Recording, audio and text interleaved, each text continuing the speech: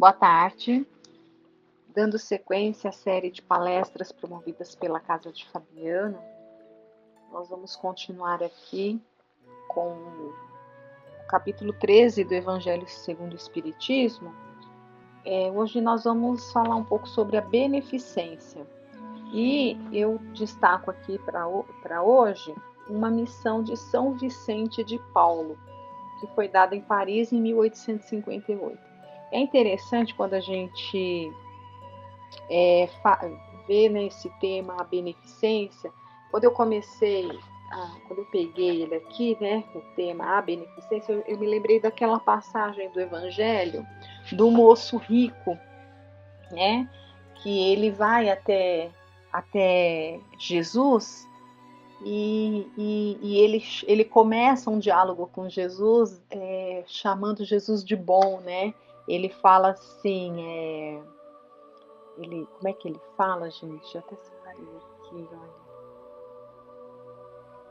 olha. Ele diz assim: bom mestre, que farei para herdar a vida eterna, né? Então ele começa o diálogo chamando Jesus de bom.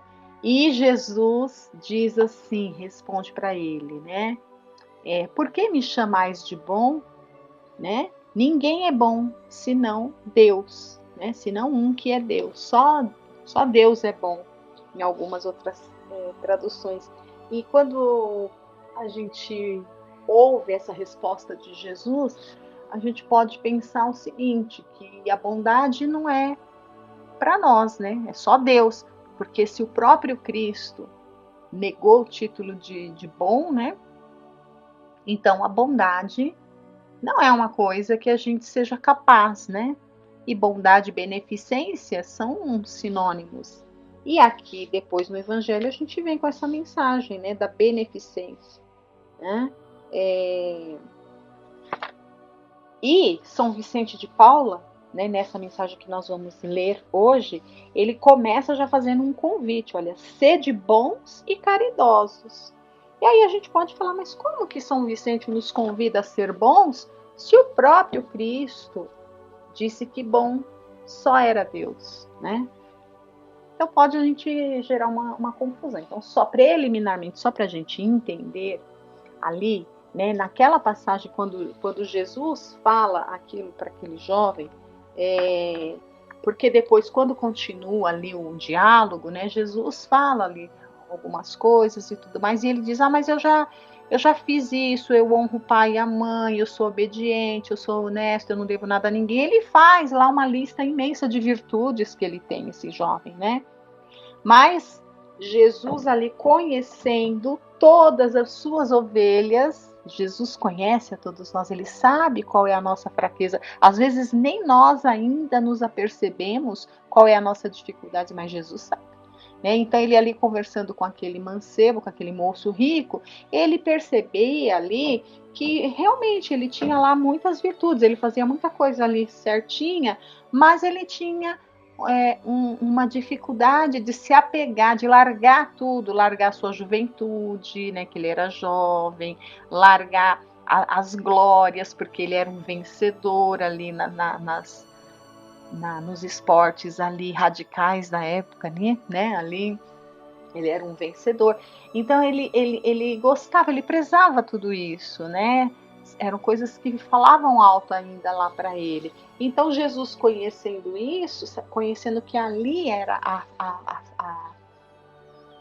a fraqueza dele, né?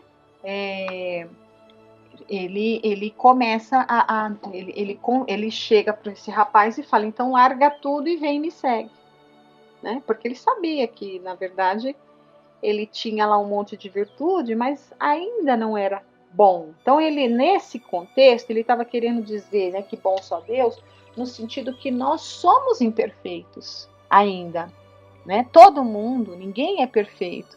Perfeito só Deus o é. Jesus é aquele modelo que mais vamos dizer assim, que mais se aproxima, né, ali da divindade. Mas também não podemos dizer que ele é um espírito perfeito, ele é um espírito puro. Mas perfeito só Deus. Então, quando ele deu essa resposta lá para o moço, foi no sentido assim que o moço já achava que ele estava ali, né, porque ele já estava completamente pronto pro reino dos céus. E ele começa chamando Jesus de bom, então Jesus aproveita essa coisa para mostrar, olha, você ainda não é, vamos dizer, bom o suficiente, né? Ainda tem coisas em você, e ele faz de uma forma que o próprio rapaz observa qual era a falha dele. Ele não apontou o dedo dizendo, você é apegado, você ainda não se desprendeu das coisas da terra. Ele não disse isso, porque ele não julgava ninguém. Né? Aliás, ele ensinava que a gente não julgasse a ninguém. Mas ele fez de uma forma com que ele percebesse que ele tinha dificuldades como todos temos. Né? Ou seja, bom, perfeito, só Deus. É nesse sentido que ele deu essa resposta. Mas aqui nesse contexto que a gente vai estudar agora, é um convite à caridade. Né? É um convite a buscar fazer alguma coisa pelo próximo. Né? Então, seria essa a beneficência, procurar fazer atos, nos colocarmos ali com a boa disposição de sempre proporcionar algo de bom para alguém. Então, é nesse sentido que São Vicente de Paulo nos convida a sermos bons. Né? Então, vamos à leitura dessa mensagem. Sede bons e caridosos, eis a chave dos céus, que tendes nas mãos. Toda felicidade eterna se encerra nesta máxima: amai-vos uns aos outros. A alma não pode elevar-se às regiões espirituais senão pelo devotamento ao próximo. Não encontra felicidade e consolação senão nos impulsos da caridade. Sede bons. De novo ele repete, né? Sede bons. Amparai os vossos irmãos.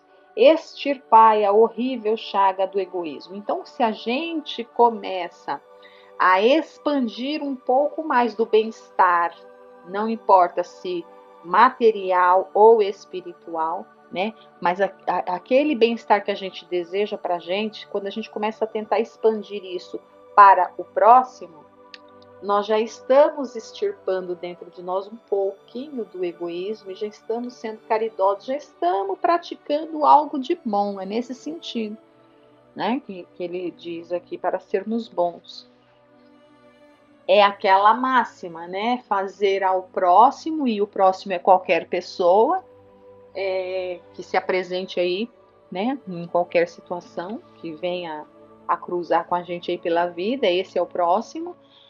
Fazer por esse próximo tudo aquilo e somente aquilo que nós gostaríamos que fosse feito a nós mesmos. E ninguém quer o seu próprio mal. A gente só quer as coisas boas, né? A gente só deseja coisas boas pra gente, em todos os sentidos. A gente quer ser feliz, a gente quer ter conforto, a gente não quer passar situações dolorosas, né? Então, assim como a gente não quer, gostaria de estar sempre recebendo coisas boas assim a nosso favor, da mesma forma a gente também tem que desejar e praticar na medida do possível para o nosso próximo, que é qualquer um. Então vamos lá. Olha, cumprido esse dever, o caminho da felicidade eterna deve abrir-se para vós. Aliás, quem dentre vós não sentiu o coração pulsar, crescer sua alegria interior ao relato de um belo sacrifício, de uma obra de pura caridade? Não é, gente? Nós somos, assim, espíritos ainda muito imperfeitos, né? Realmente muito, muito, muito longe de sermos bons. Somos imperfeitos, né? Mas quando a gente tem alguns lampejos de bondade, porque nós temos, né? A gente tem que reconhecer o que a gente consegue fazer de bom, até para que a gente sinta esse bem-estar que ele está dizendo aqui e se motive a continuar fazendo mais. Então, sim, nós praticamos alguns atos aí meritórios aos olhos de Deus, vamos dizer assim, atos de bondade, né? Lampejos aí de bondade e tudo mais, né? Então, quando a gente faz essas pequenas coisas, a gente já não fica tão feliz, né? A gente já se sente bem, já se sente Eu não gostaria de usar essa palavra porque pode até desnaturar, né? Mas é assim, para que todos entendam, a gente costuma falar, ai, fique orgulhoso de mim mesmo, né? O orgulho a gente sabe que é uma coisa que é ruim. Então, ficar orgulhoso, que eu acho muito se achando, a gente acaba perdendo, né? Que é justamente esse capítulo que a gente estuda, que a mão esquerda não saiba o que dá a direita, é não ficar se achando quando faz alguma coisa. Não é isso. Mas é natural a gente sentir uma felicidade também, né? Um contentamento, uma satisfação íntima muito grande quando a gente faz algo de bom. Então, que essa satisfação íntima, que nada tem a ver com publicidade, com orgulho de si mesmo, que isso nos mova a continuar fazendo cada vez mais, né? Então vamos lá. Olha, então ele diz, né? Então assim, quem de vós nunca sentiu o coração pulsar, crescer a sua alegria interior, né? Se buscasseis apenas o deleite de uma boa ação, estaríeis sempre no caminho do progresso espiritual. Exemplo não vos faltam, o que falta é a boa vontade, sempre rara. Vede a multidão de homens de que a vossa história evoca piedosas lembranças. O Cristo não vos disse tudo o que se refere a essas virtudes de caridade e amor? Ele disse tudo. Tudo que precisava falar de caridade, o Cristo não só disse, como exemplificou, né? Caridade e amor. Por que deixastes de lado os seus divinos ensinamentos? Por que fechar os ouvidos às suas divinas palavras, o coração às suas doces máximas? Eu desejaria que se votasse maior interesse, mais fé às leituras evangélicas. Mas abandona-se esse livro, considerado um texto quimérico, mensagem cifrada. Deixa-se no esquecimento esse código admirável. Vossos males provêm do abandono voluntário desse resumo das leis divinas. Lede, pois, essas páginas ardentes sobre a abnegação de Jesus e meditai-as. Então, ele faz um convite para que a gente leia como hábito. Hábito, tá? Não como é mais do que é um hábito sistemático, a leitura do Evangelho. É isso que ele nos convida. Homens fortes, amai-vos. Homens fracos, fazei da vossa doçura, da vossa fé, as vossas armas. Tende mais persuasão e mais constância na propagação da vossa doutrina. É apenas um encorajamento que vimos dar-vos, e é para estimular o vosso zelo e as vossas virtudes que Deus permite a nossa manifestação. Mas, se quisesseis, bastaria a ajuda de Deus e da própria vontade, pois as manifestações espíritas se produzem somente para os que têm os olhos fechados e os corações indóceis. Então, ele está dizendo, né, que aqui, na verdade, ele está dando uma prova do quanto Deus nos ama e do quanto ele facilita a nossa vida. E como ele facilita, né?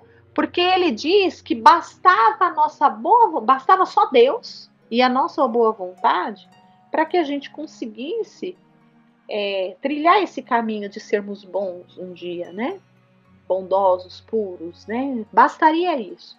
Mas como a gente ainda é tão cabeça dura, né? A gente ainda erra tanto. Deus, por dó, piedade e amor, ele manda, ele permite a vinda de Jesus, não só permite a vinda de Jesus, como manda também aqui, permite a vir junto com ele, né? Junto com Jesus, essa pleiade de espíritos aqui, todos esses, inclusive aqui São Vicente de Paulo que diz.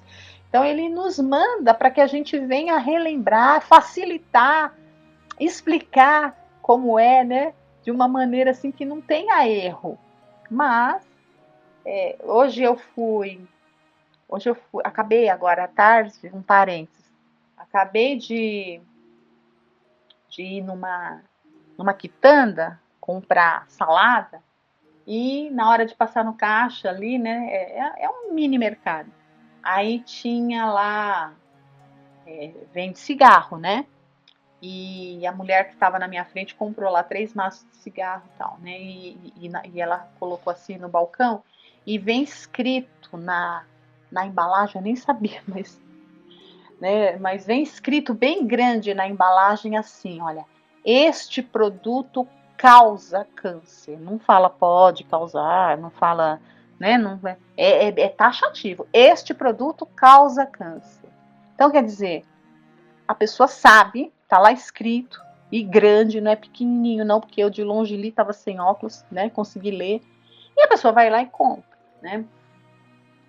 Então, uma coisa é você saber e não querer fazer, né. Então, aqui nesse caso que ele está dizendo, é mais ou menos isso, né, a gente nem precisaria, se a gente tivesse boa vontade ou força de vontade, a gente nem precisaria ter todos esses espíritos amorosos que Deus manda para a gente conseguir se melhorar. A gente conseguiria, né? Só seguindo mesmo as leis de Deus e tudo mais, né? Mas a gente faz assim, a gente sabe que está no caminho errado, sabe que está errando, sabe que está fazendo mal, mas continua fazendo, né? Igual a moça lá e tantos outros que sabem que aquilo faz mal, provoca uma doença séria e continua ainda assim, né? Fazendo uso. Bom, mas foi só um parênteses. Vamos lá. A caridade é a virtude fundamental que deve sustentar o edifício das virtudes terrenas. Sem ela, as outras não existiriam. Sem a caridade, nada de esperar uma sorte melhor, nenhum interesse moral que nos guie. Sem a caridade, nada de fé, pois a fé não é mais do que um raio de luz puro que faz brilhar uma alma caridosa. Ou seja, a pessoa pratica caridade, a pessoa que pratica caridade, ela pratica e a fé dela fica robusta, porque ela sabe que o futuro melhor, né, acreditar, esperar e ter a certeza que a fé de um futuro melhor vai depender daquilo que ela estiver fazendo aqui hoje, no caso, a prática da caridade, né? Então, quem não faz a caridade não pode dizer que tem fé. A caridade é a âncora eterna de salvação em todos os mundos. É a mais pura emanação do Criador. É a sua própria virtude que ele transmite à criatura. Como pretender desconhecer esta suprema bondade? Essa suprema bondade? Qual seria o coração suficientemente perverso para, assim pensando, sufocar em si e depois expulsar este sentimento inteiramente divino? Qual seria o filho bastante mau para revoltar-se com essa doce carícia, a caridade? Né? Então, eu vou parar por aqui, porque o texto é longo, eu quero ler uma mensagem da Meimei. Temos 2 minutos aí para ler uma mensagem da Meimei, que ela vai falar aqui, olha, temos o que damos, do livro O Espírito da Verdade, de vários autores, e nós pegamos vários autores espirituais. Essa mensagem é da Meimei. Olha, podes guardar o pão para muitos dias, ainda que o excesso de tua casa signifique a ausência do essencial entre os próprios vizinhos. Todavia, quanto puderes, alonga a migalha de alimento aos que fitam debalde o fogão sem lume. Podes conservar armários repletos de veste inútil, ainda que a traça concorra contigo à posse do pano devido aos que te cobrem de andrajos. No entanto, sempre que possas, cede a migalha de roupa ao companheiro que sente frio. Podes trazer a bolsa farta, ainda que o dinheiro supérfluo te imponha problemas e inquietações. Contudo, quando puderes, oferece a migalha de recurso aos irmãos em necessidade. Está falando da caridade material, né? Mas são impulsos de benevolência, de beneficência, né? Podes alinhar perfumes e adornos para uso à vontade, ainda que pagues caro a hora do abuso.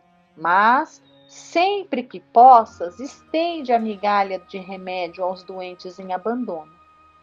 Um dia, que será noite em teus olhos, deixarás prantos cheios e móveis abarrotados, cofres e enfeites, para a travessia da grande sombra, ou seja, uma hora a morte vai chegar para todos nós.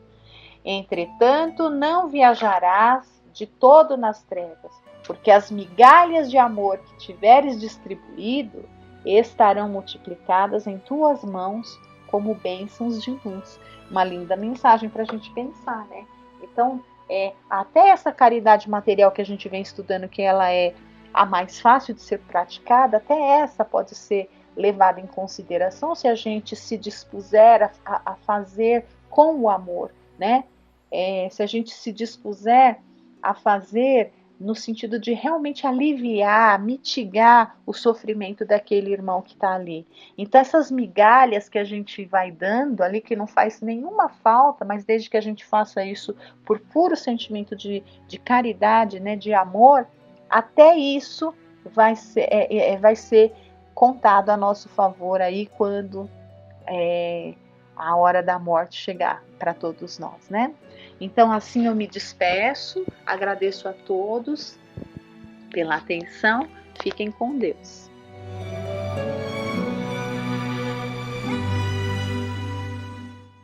Boa noite a todos, espero que todos estejam bem. Nós, ultimamente, temos visto mensagens do livro Céu e Inferno, né, que trazem diálogos, na verdade, entre espíritos que estavam incorporados em um médium, obviamente, e alguém que estava dialogando com esse espírito. E por estas comunicações adquirimos conhecimentos reais sobre as consequências da vida após a morte e entendemos por que é importante estarmos seguindo os ensinamentos do Cristo. A encarnação é a fase que vivemos com o nosso corpo de carne. E nessa condição vivenciamos quem realmente somos e o quanto nos já esforçamos ou não para burilarmos o nosso espírito. Ao desencarnar, sempre revemos a reencarnação que tivemos, a última, e pode ser também outras, e então ficamos mais cientes do quanto conseguimos evoluir e o quanto poderíamos ter conseguido avançar na nossa evolução. Já vimos comunicações de espíritos felizes, de espíritos de condições medianas, espíritos sofredores, e hoje veremos um segundo caso de um suicida. Esse suicida, ele era ateu quando encarnado, por isso eu achei interessante estar vendo os pensamentos, né, as ideias que ele nos traz. E pela comunicação que ele deu, assim como outras mensagens de outros espíritos, podemos conhecer a vida após a morte e ainda, como encarnados, podemos refletir sobre pensamentos, atitudes e crenças que podem prejudicar ou não o nosso progresso espiritual. E, portanto, é preciso refletir sobre os ensinamentos e interpretações do Evangelho, pois respondemos pelos nossos atos e não pelo que outros nos disseram. Há muitas religiões e cada um se sintoniza com uma, enquanto esta ou aquela nos satisfaz conforme nosso entendimento, conforme evoluímos na visão de mundo. Podemos mudar ou não de religião, mas passaremos a entender e viver mais profundamente os ensinamentos do Novo Testamento. Então, eu vou ler essa história que está essa mensagem, né, que está no livro Céu e Inferno, na parte 2, cujo título é Exemplos, no capítulo 5, que é sobre mensagens de suicidas. E o título é Um Ateu. O Sr. J.B. é o Sr. J que faz pergunta para ele. Então, BD foi dado só as iniciais do nome, né? B e D. Era um homem instruído, mas em extremo saturado de ideias materialistas, não acreditando em Deus nem na existência da alma. A pedido de um parente, foi evocado 2 anos depois de desencarnado na Sociedade Espírita de Paris. Então vemos que um parente que participava dessas reuniões resolveu evocar esse espírito, né, pediu para, se possível, evocar esse espírito para melhor saber sobre as consequências e também para auxiliar e orar caso ele estivesse precisando de amparo. Como encarnados, podemos orar pelos desencarnados. Então eles evocam o espírito, né? E o espírito diz, sofro, sou réprobo. E eles dizem, fomos levados a evocar-vos em nome de parentes que, como tais, desejam conhecer da vossa sorte. Podereis dizer-nos se esta nossa evocação vos é penosa ou agradável? E o espírito responde, é penosa. E eles perguntam, a vossa morte foi voluntária? E ele diz, sim. O espírito escreve com extrema dificuldade, né? O espírito diz sim, mas aí eles comentam que o espírito escreve com extrema dificuldade, que a letra é grossa, irregular, convulsa e quase ininteligível. Ao terminar a escrita, ele encoleriza-se e quebra o lápis e rasga o papel. Então vemos que o espírito, né, ele escreve mais e ele responde a pergunta através da psicografia. E essa mensagem escrita, né, essa pergunta mexeu com o íntimo dele e nesse momento, né, ele não conseguiu escrever naturalmente, foi forçosamente e ele chega a quebrar o lápis. Aí continua a pergunta: tende calma, que nós todos pediremos a Deus por vós. E ele responde: sou forçado a crer nesse Deus. E perguntam: que motivo poderia ter-vos levado ao suicídio? E ele responde: o tédio de uma vida sem esperança. Concebe-se o suicídio quando a vida é sem esperança. Procura-se então fugir-lhe a qualquer preço. Com o Espiritismo, ao contrário, a esperança se fortalece, porque o futuro se nos desdobra. O suicídio deixa de ser objetivo, uma vez reconhecido que apenas se isenta a gente do mal para arrostar com um mal 100 vezes pior. Eis porque o Espiritismo tem sequestrado muita gente a uma morte voluntária. Grandemente culpados são os que se esforçam por acreditar com sofismas científicos e a pretexto de uma falsa razão nessa ideia desesperadora, fonte de tantos crimes e males, de que tudo acaba com a vida. Esses serão responsáveis não só pelos próprios erros, como igualmente por todos os males a que os mesmos deram causa. Então vemos aqui que o materialista que se suicidou e agora nos diz que ao chegar no plano espiritual concluiu que Deus existe. Ele conta que acreditava em ideologias que são irreais, não são verdadeiras. Quem acredita na vida eterna e nas reencarnações não tem argumentos que possam sustentar a ideia do suicídio. Mas, infelizmente, se não nos vigiarmos, podemos sim incorrer nessa opção que nos leva a duras lições, a começar pelo momento do infeliz desencarne. Há pessoas que têm conhecimento das leis de Deus, mas não procuram vivenciar os ensinamentos dados pelos Espíritos, ou são volúveis. Em determinados momentos acham que não tem problema fazer alguns momentos fugir dos ensinamentos sagrados.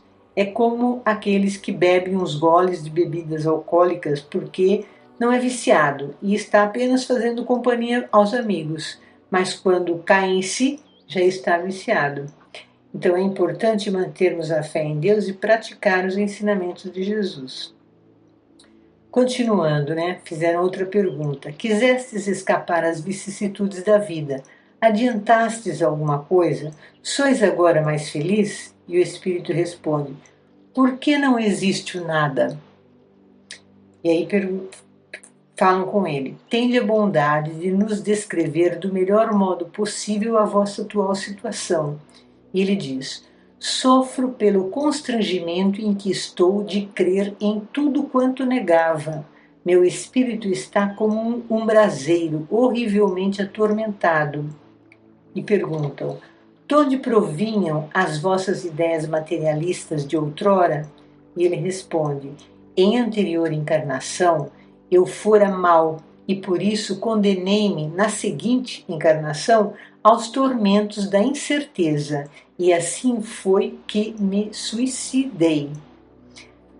Então, Então, agora foi colocada uma observação aqui sobre esses comentários. Eu vou ler. Aqui há todo um corolário de ideias.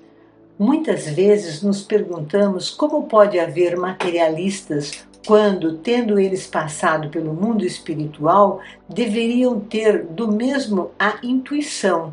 Ora, é precisamente essa intuição que é recusada a alguns espíritos que, conservando o orgulho, não se arrependeram das suas faltas. Então eu achei bem interessante a colocação do espírito, dizendo como é possível ser materialista se já temos outras encarnações, ou seja, já conhecemos o plano espiritual quando reencarnamos e temos intuições dos aprendizados de outras existências no período da encarnação. Se já vivemos no plano espiritual e lá sabemos que Deus existe, que a vida é eterna e sabemos das reencarnações, por que então é possível alguém ser ateu? Mas ele continua esse raciocínio e vou continuar lendo. Para esses tais, a prova consiste na aquisição durante a vida corporal e à custa do próprio raciocínio a prova da existência de Deus e da vida futura que tem, por assim dizer, incessantemente sob os olhos. Muitas vezes, porém, a presunção de nada admitir acima de si os empolga e absorve. Assim sofrem eles a pena, até que, domado o orgulho, se rendem à evidência. Então vemos que no caso deste espírito, ele foi ateu nessa encarnação, porque em outra ele foi mal, agiu mal, portanto desconsiderou Deus e as suas leis. E agora, então, nesta última encarnação que ele teve, ele vem com a dúvida sobre a existência de Deus, porque a intuição da existência de Deus dele foi bloqueada, barrada por ele, né? Continuando, foi perguntado: quando vos afogastes, que ideias tinhais das consequências? Que reflexões fizestes nesse momento? E ele responde: nenhuma, pois tudo era o nada para mim. Depois é que vi que, tendo cumprido toda a sentença, teria de sofrer mais ainda.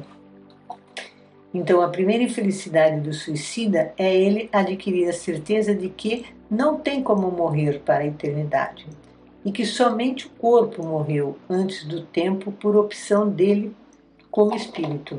E o segundo motivo deste espírito é ter a infelicidade de não perceber que Deus existe durante a encarnação, mas isso por consequência da negação da existência de Deus, a negação da existência de Deus em encarnação interior.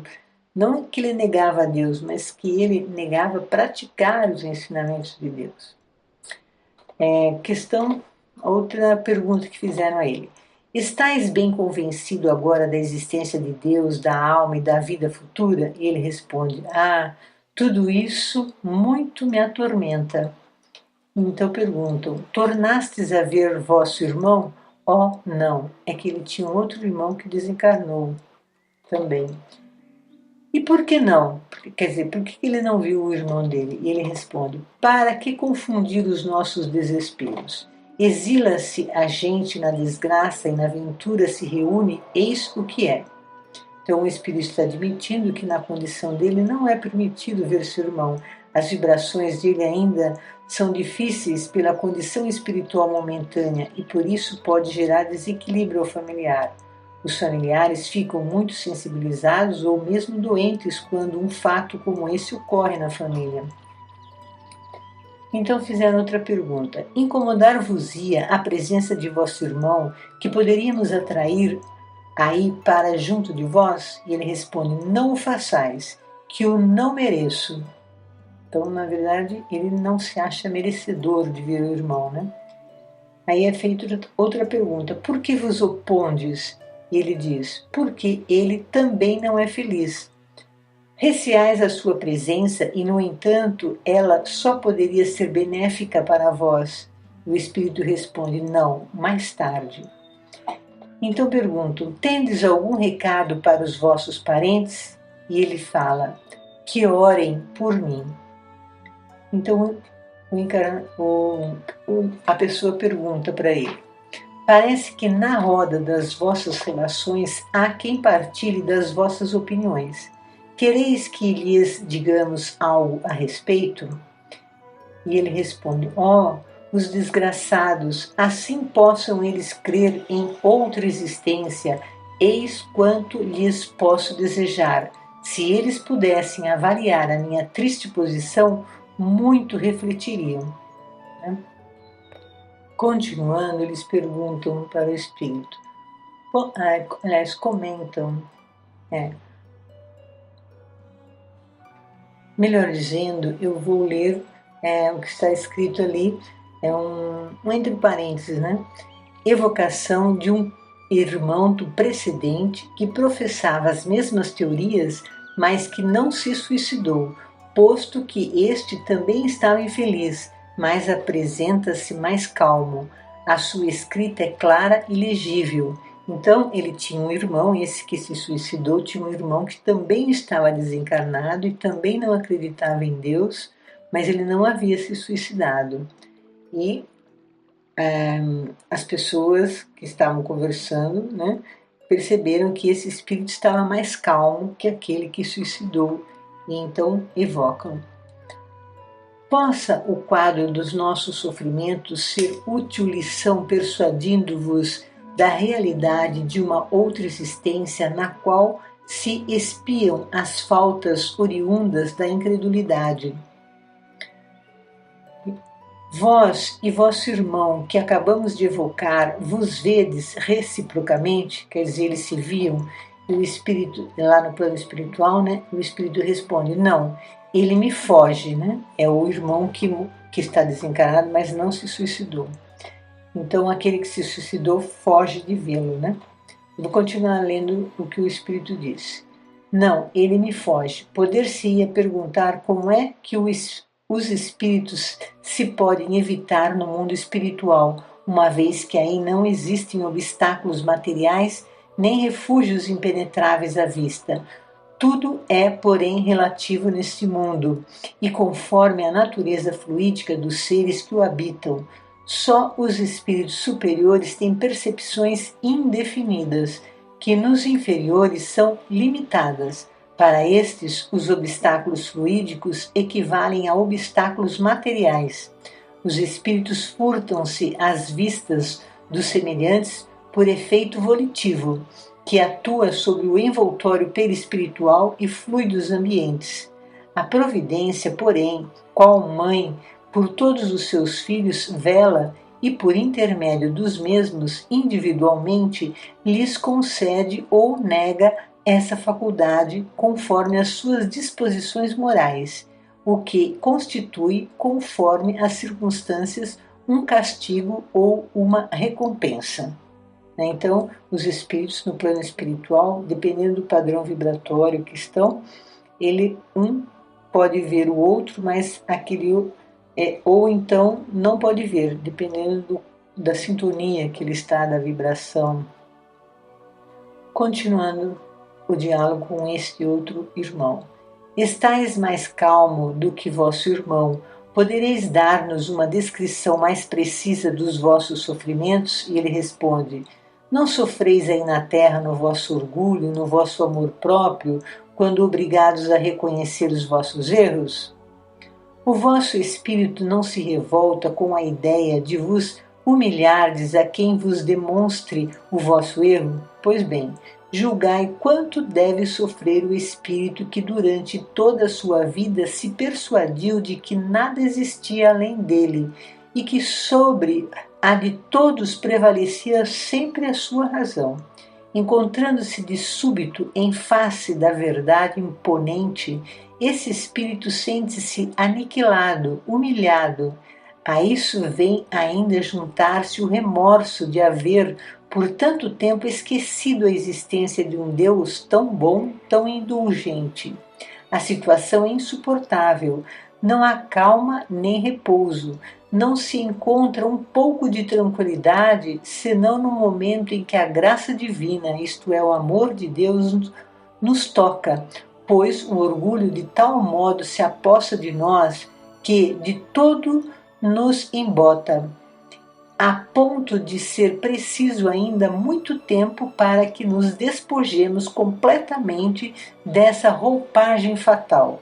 Só a prece dos nossos irmãos pode ajudar-nos nesses transes. Vemos o quanto a prece é importante para todos, inclusive para suicidas, para aqueles que se dizem ateus, né? Porque isto pode ajudar melhor nas reflexões. Então, esse espírito também se sentia superior aos outros, né? Era uma questão de orgulho. Ele se sentia superior àqueles que acreditavam em Deus, porque também, geralmente, as pessoas não apresentam argumentos aos ateus, né? E também eles, os ateus, não perdem tempo de refletir, né, sobre o que houve, né? Mas o desencarne, né, deixa bem visível.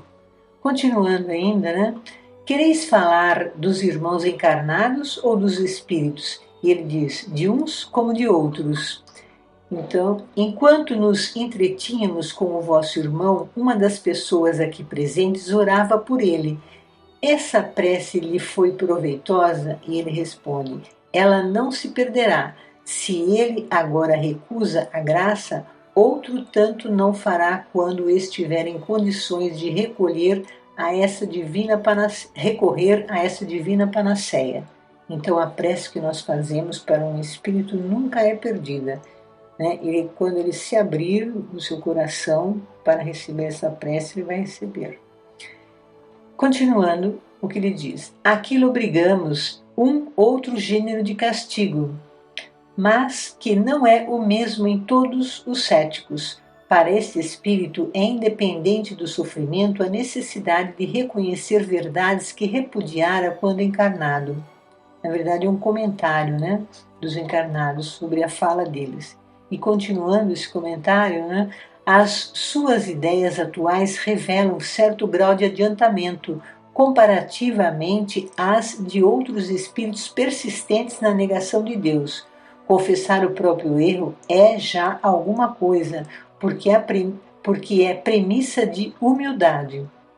A subsequente encarnação é mais que provável que a incredulidade ceda lugar ao sentimento inato de fé. Transmitindo a resultante destas duas evocações à pessoa que nola havia solicitado, tivemos dela a seguinte resposta. Então, uma pessoa que não estava na reunião, né, ela pediu para se comunicar invocar esses espíritos. E eles então responderam por escrito, e agora essa pessoa vai comentar da leitura que obteve dessas mensagens. Não podeis imaginar, meu caro senhor, o grande benefício advindo da evocação do meu sogro e do meu tio. Reconhecemos-los perfeitamente. A letra do primeiro, sobretudo, é de uma analogia notável com a que ele tinha em vida, tanto mais quanto durante os últimos meses que conosco passou. Essa letra era sofreada e indecifrável. Aí se verificam a mesma forma de pernas da rúbrica e de certas letras. Quanto ao vocabulário e ao estilo, a semelhança é ainda mais frisante. Para nós, a analogia completa, apenas com maior conhecimento de Deus, da alma e da eternidade que ele tão formalmente negava outrora. Não nos restam dúvidas, portanto, sobre a sua identidade. Deus está glorificado pela maior firmeza das nossas crenças no Espiritismo, e os nossos irmãos encarnados e desencarnados se tornarão melhores. A identidade de seu irmão também não é menos equivalente. Na mudança de ateu em crente, reconhecemos-lhe o caráter, o estilo, o contorno da frase. Uma palavra sobre todas nos despertou atenção, panaceia, sua frase predileta, a todo instante repetida. Então o Espírito gostava, quando encarnado, de usar essa palavra panaceia, e ele também colocou na mensagem. Continuando esta fala. Mostrei essas duas comunicações a várias pessoas que não menos se admiraram de sua veracidade, mas os incrédulos, com as mesmas opiniões dos meus parentes, esses desejariam respostas ainda mais categóricas, né? Então, aqueles que eram incrédulos queriam que fizessem outras perguntas para esse espírito. Perguntas como, eu vou ler aqui algumas. Queriam, por exemplo, que se referisse ao lugar em que foi enterrado, onde se afogou, como foi encontrado, a fim de os convencer, né?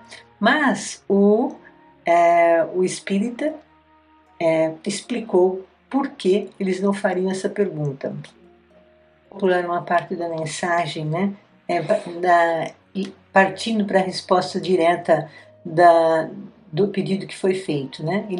E o espírita diz: as perguntas que nos pediram para novamente endereçar o espírito de vosso sogro são incontestavelmente ditadas por intenção louvável, qual a de convencer incrédulos, visto como em vós não mais existe qualquer sentimento de dúvida ou curiosidade.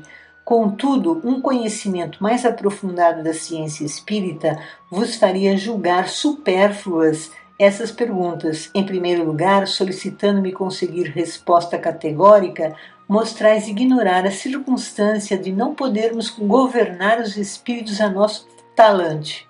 Ficai sabendo que eles nos respondem quando e como querem, e também como podem. A liberdade de sua ação é maior ainda do que quando encarnados, possuindo meios mais eficazes de se furtarem ao constrangimento moral que por acaso que por acaso sobre eles queiramos exercer.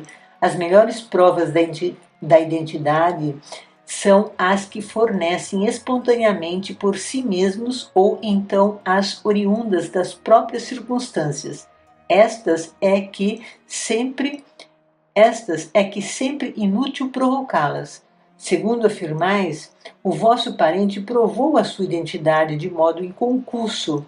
Por conseguinte, é mais que provável a sua recusa em responder à pergunta que podem, por eles, ser com razão consideradas supérfluas, visando satisfazer a curiosidade de pessoas que lhes são indiferentes. A resposta bem poderia ser a que outros têm dado em casos semelhantes, isto é, para que perguntar essas coisas se já sabeis? Bom, obrigada pela atenção, espero que tenha sido útil essa mensagem. Boa semana a todos.